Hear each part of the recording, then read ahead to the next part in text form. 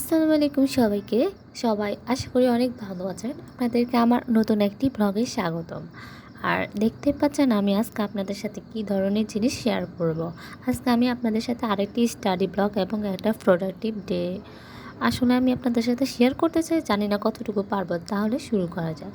প্রথমেই সকালবেলা নামাজ কালাম সেরে আমরা প্রথমে পড়তে বসা আমাদের উচিত। তারপর কারণ ওই সময়টা অনেক ফ্রেশ থাকে এবং আপনি যা পড়বেন আপনার মাইন্ডে সেগুলো থাকবে এবং আপনি খুব সহজে বুঝতে পারবেন। বিশেষ করে যে জিনিসগুলো আপনার কাছে কঠিন লাগে, যেমন ম্যাথ সাবজেক্ট হতে পারে।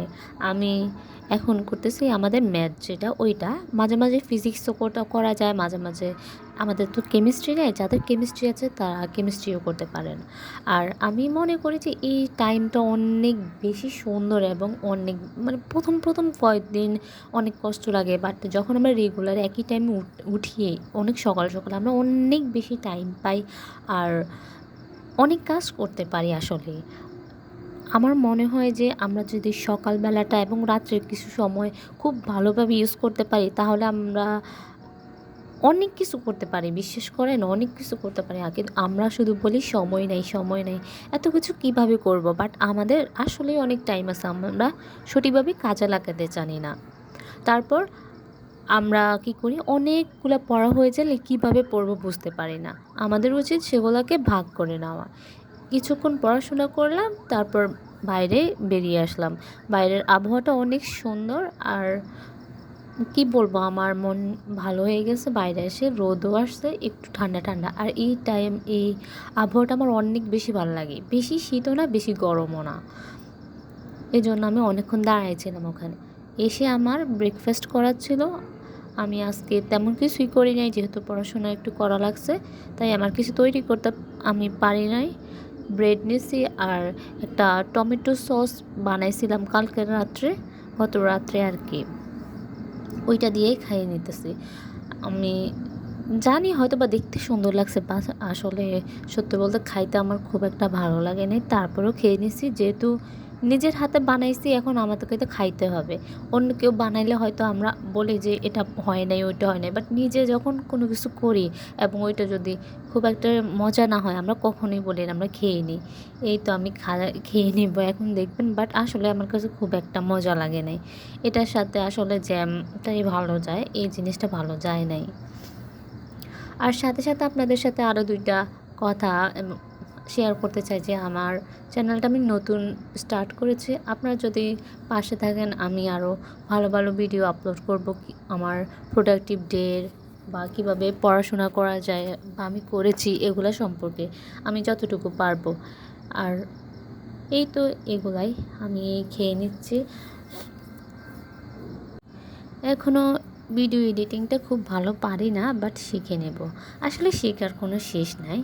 আমি ইউটিউব কিন্তু এখন শুরু করি নাই, আমি আরও 2 বছর আগেও একবার শুরু করেছি, বাট কী করেছি আমি স্টপ করে দিয়েছি এবং ওই চ্যানেলটা ডিলিট করে দিয়েছি। এখন ভাবতেছি যখন আমার হাতে একটু টাইম থাকে আমি করি, 2-1টা করতে হবে এমন না। আর এখানে দেখতে পাচ্ছেন ভাতের মাড়, এগুলো আমি মুখে দিই, আমার স্কিন অনেক ভালো থাকে এই জন্য। এই মাড়টা আমাদের ত্বকের জন্য অনেক বেশি উপকারী। যাই হোক, তারপর আমার ক্লাস টাইম হয়ে গেছে, আমি চলে গেছি ক্লাসে এবং আমার অ্যাসাইনমেন্ট এবং প্রেজেন্টেশন তৈরি করা ছিল, ওই জন্য আমি আমার ফ্রেন্ডের সাথে রিডিং রুমে চলে গেছিলাম। আর এই তো আপনারা দেখতে পাচ্ছেন আবার সেই যতগুলো বাকি ছিল এগুলো আবার কমপ্লিট করা লাগবে, এজন্য বসে গেছি। জানি না কতটুকু পড়ছিলাম বা কি, বাট আমার মনে হয়েছিল যে যতটুকুই আপনি পড়েন না কেন আপনার সেই জিনিসটা অনুধাবন করতে হবে যে আপনি ওই জিনিসটা পারেন। আমরা কি করি, আমরা একসাথে অনেক কিছু পড়ে ফেলে কিন্তু আলটিমেটলি আমাদের রেজাল্ট আমরা পাই না। আপনি অল্প অল্প করে পড়েন এবং সেটা যদি আপনি বুঝতে পারেন, আপনি অ্যাপ্লাই করতে পারেন, তাহলে আমার মনে হয় দ্যাটস এনাফ। আর পড়াশোনার ব্যাপারে কি বলবো, সেই আপনি বলেন ক্লাস 6 থেকে বা যেই কোনো ক্লাসেরই বলেন না কেন, সব স্টুডেন্টদের আসলে কনসিস্টেন্সিটা মেনটেন করা লাগে। আসলে এটাই হচ্ছে আমার মনে হয় যে সবচেয়ে বড় সত্য কথা, যেটা আপনি শত শত মোটিভেশনাল ভিডিও দেখেন আর পড়াশোনার ভিডিও দেখেন না কেন, আপনি যদি কনসিস্টেন্ট না হন তাহলে আসলে কিছুই হবে না।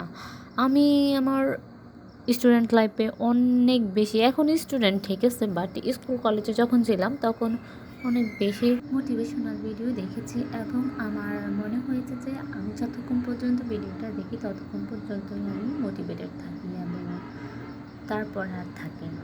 আর এই তো দেখছেন আমি পরে কিছুটা খেয়ে নিয়েছি, কারণ আসলে খাওয়া দাওয়া ঠিকভাবে না করলে আপনি পড়াশোনাও ঠিক করে করতে পারবেন না, কারণ আপনার শরীর খারাপ করবে। আর পরে আমরা বাইরে গিয়েছি, বান্ধবীরা মিলে মেলায় গিয়েছিলাম। আর সত্যি বলতে ওদের সাথে ঘুরে আমার মনটা আরও বেশি ভালো হয়ে গিয়েছে। আর চা তো আমার অনেক বেশি ফেভারিট, আমি পারি না যে দিনের মধ্যে 4-5 বার খাই, তারপর যদিও এটা ভালো না। আর আমি ট্রাই করি দুধ চাটা কম খাওয়ার, রং চাটাই বেশি খাই, কিন্তু আজকে মনে হলো যে চলো দুধ চাই খাই আমি। তারপরে এখানে আমি কিছু কেক কিনে রেখেছিলাম, ওইগুলো দিয়ে চাটা খেয়ে নিচ্ছি। এভাবেই মোটামুটি আমাদের দিনগুলো চলে যায়। খুব বেশি পড়তে হবে এমন না, কিন্তু যতটুকু পড়বেন খুব মনোযোগ দিয়ে পড়লে হবে। আর মাথায় রাখবেন এসব জিনিস। ধন্যবাদ সবাইকে, সবাই ভালো থাকবেন।